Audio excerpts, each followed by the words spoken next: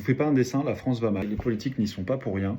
Il y a un nombre record de fermetures d'entreprises. Pour moi, c'est pas bon signe. Ni pour les chefs d'entreprise, ni pour les salariés. Ça veut dire des licenciements, ça veut dire que les prix augmentent, ça veut dire que... Bon, voilà, je fais pas un dessin. Moi, sur cette vidéo, je voulais m'adresser particulièrement aux chefs d'entreprise parce que il existe des outils pour aller chercher un peu d'air.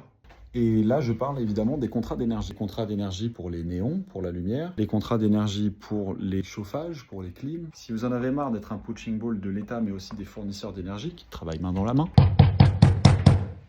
eh bien, il y a 3 choses à regarder sur votre facture pour vous assurer que vous ne payez pas plus que ce que vous ne devriez payer. Regardons ça ensemble. Vous avez le prix de l'énergie, mais vous avez aussi, je ne sais pas si vous voyez ici, les taxes et contributions.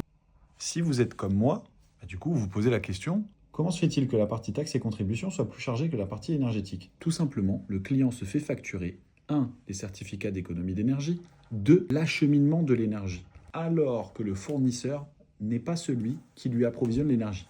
Je m'explique. Le fournisseur d'énergie n'approvisionne pas en énergie le professionnel. Celui qui s'en charge, c'est Enedis. Enedis approvisionne 80% du territoire national. Le reste, ce sont des régies commerciales, on en parlera dans une autre vidéo. Et dis donc, Jamy, c'est pas très sympa de nous facturer quelque chose fait par le copain. Effectivement, ils ne sont pas obligés de vous le facturer, mais beaucoup vous le facturent. Certains ne le font pas, d'autres le font. Et les C2E, de quoi il était question? Tu me parles pas d'omelette là? Effectivement, je ne parle pas d'omelette. Il faut savoir que les fournisseurs d'énergie sont contraints à payer une taxe qui s'appelle les certificats d'économie d'énergie, CEE, communément appelés C2E. Quand un fournisseur dépasse un certain nombre de clients, il est donc soumis à cette taxe, qui est une taxe grosso modo sur la pollution émise. Tu vas manger avec nous? Bien sûr. Bon, ben on est parti alors. Ça marche, j'arrive. À toutes.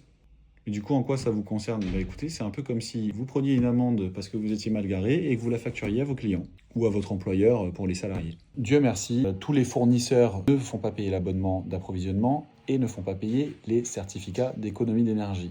Mais ça, quand on est côté client, c'est un petit peu la croix et la bannière pour trier le grain de livret. Donc si ça vous intéresse de savoir si vous payez un abonnement à tort et des C2E à tort, je vous invite dès maintenant à aller regarder vous-même vos factures et à regarder dans le détail sur ces petites sections si vous aussi, vous payez des certificats d'économie d'énergie et un abonnement pour l'approvisionnement en énergie. Bon, et si vous n'y comprenez rien, c'est normal, c'est volontaire, leur but c'est que vous ne compreniez pas ce qu'il y a d'inscrit sur votre facture. Si vous voulez vous éviter les maux de tête d'essayer de comprendre le charabia des fournisseurs sur leur facture d'énergie, n'hésitez pas à m'envoyer votre facture. Dites-le moi en commentaire et je regarderai ça avec plaisir pour vous. Et c'est gratuit, évidemment.